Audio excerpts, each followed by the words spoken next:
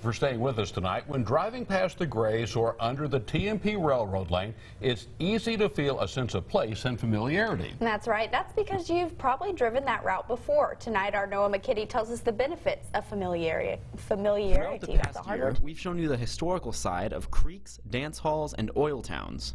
But why? It helps us kind of latch onto our identity, just like your family knows who they are and you sit down at the dinner table and tell stories, and whether you know it or not, it helps you connect to those people. With each story, we discover more about the history that connects us all. The same for local history, knowing why this once hotel is on this corner across from that depot and why the streets are named for trees downtown, help you understand who you are in that place. Jay Moore is an Abilene High history teacher, and in his spare time, he prepares presentations on the history of our fair city. All of his research can be compiled to answer one question. Who is Abilene?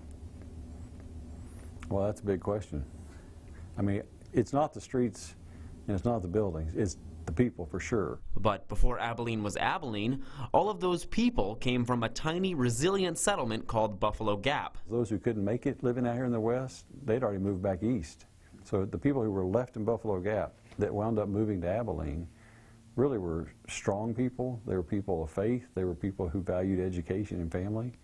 And they started passing that down to the rest of it. And I think that still shows here. Resilience built Abilene, but what keeps us here now? What do you think of living here in Abilene? It's perfect and a lot of beautiful people. It's a good place to raise a kid. Well, most everybody I know is here, my family here. Everybody here is very nice, very accommodating. Just the things you can do, the cost of living, the relaxation, and again, the people. So whether you lived in 1919 or 2019, we all share one thing. I'm an Abilenian. I'm an Abilenian. I'm an Abilenian. I'm an Abilenian.